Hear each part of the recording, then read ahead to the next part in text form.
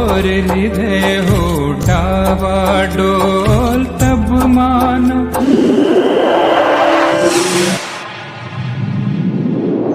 इस news channel पर जो भी वक्ता ने कहा वो उसकी अपनी राय है, जिसकी पुष्टि नेशन न्यूज इंडिया नहीं करता। धन्यवाद। वो निकाला जा रहा है। अभी आपने देखा कि जो घोड़े हैं वो घोड़े पर सवार, और जो बैनर देख रहे हैं आप, विशाल शोभा यात्रा एवं जनसभा, ये परेड ग्राउंड से लेकर अंबेडकर भवन तक जाएगी। और ये शोभा यात्रा अंबेडकर भवन के अंदर जनसभा में तब्दील हो जाएगी। आप देख सकते हैं इस समय बैंड बाजा के साथ उत्तम शरणम गच्छामि, धम्मं शरणम गच्छामि, संघं शरणम गच्छामि।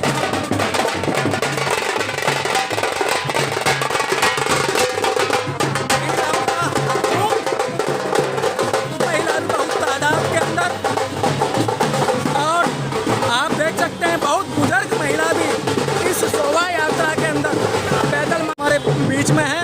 और आप देख सकते हैं कि ये भंडारी जी हैं जो हमारे बीच में जुड़ चुके हैं गौतम बुद्ध को लेके। सर, क्या लगता है आपने आज गौतम बुद्ध की और बाबा साहब की स्टेचू को हाथ में लिया है? देखिए, आज हम बुद्ध पूर्णिमा के पूर्व संध्या पर हमारी जो शोभा यात्रा है, जो बहुत पुराने समय से जो चल रही है लगातार, उसके लिए आज हम फिर गौरव महसूस कर रहे हैं और ये संदेश दे रहे हैं कि हम ऐसे धर्म को मानते हैं जो मानवता, स्वतंत्रता और समानता के ऊपर आधारित है। कोई भेदभाव नहीं है। ये बाबा साहब का संदेश था जो लगातार इसमें जारी वो रहेगा, इसमें कोई दोहराई नहीं है। और हम लगातार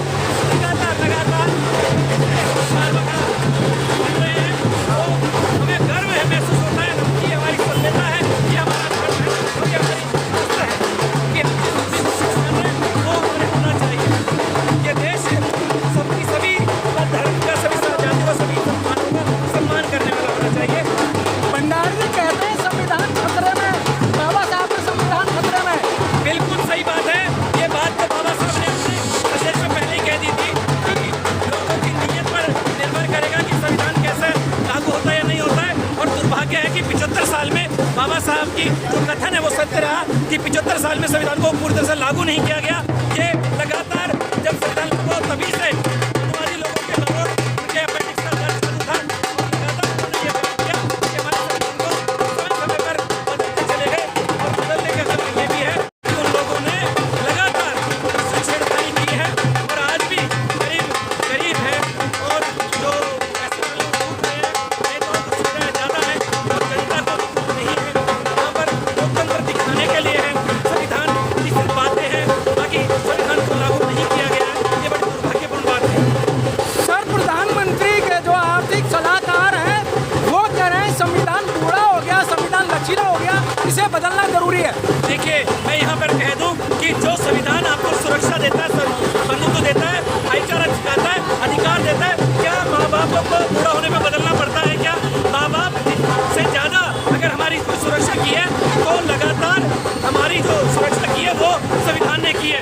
तो संविधान कभी बूढ़ा नहीं होता है और संविधान तो लगातार आज के लागू रहना चाहिए। और यही संविधान है जो विश्व का सबसे बढ़िया और सबसे अच्छा संविधान, जो मानव में कोई भेद नहीं बताता, ना गरीबी अमीरी में, ना किसी जाति में, ना किसी लिंग में, किसी भी प्रकार का कोई भेदभाव नहीं है। और ये परम पूज्य बोधिसत्व बाबा साहब का संविधान है और हमें उस पर गर्व है, हमारी शान है, इस देश का सम्मान है संविधान, और उसको नहीं बदला दिया जाता है। भंडारी जी, ये आम समाज का महापर्व चल रहा है और जिसे चुनाव कह दें, तो क्या देखते हैं कि जो संविधान को बदलने वालों की वापसी होगी या उनको 400 से कड़ी पार होगा? देखिए, चालाक किस्म लोगों ने आपको पता है कि लोगों को गुमराह कर करके 80 करोड़ लोगों को फ्री में राशन बांट रहे हैं। तो ये बड़ा दुर्भाग्यपूर्ण बात है कि 80 करोड़ लोग अगर 5 किलो राशन पर निर्भर है तो ये शर्म करने वाली बात है उन लोगों पे जो 10 साल से या 70 साल से जो राज कर रहे हैं। उन लोगों ने लगातार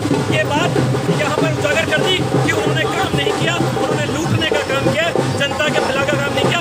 तभी तो 80 करोड़ लोग आज 5 किलो राशन पर निर्भर है, मुफ्त की राशन रोटी पे निर्भर है। ये उनके शासन पर बहुत बड़ा प्रश्न चिन्ह वो खुद लगा रहे हैं। ये तो उनका चुनावी और ये धार्मिक वो है, और ये कहीं हद तक वो अपनी चालबाजी में रहे हैं कामयाब, क्योंकि ये लोगों को गुमराह करने में, एक धर्म विशेष के लोगों को इकट्ठा करके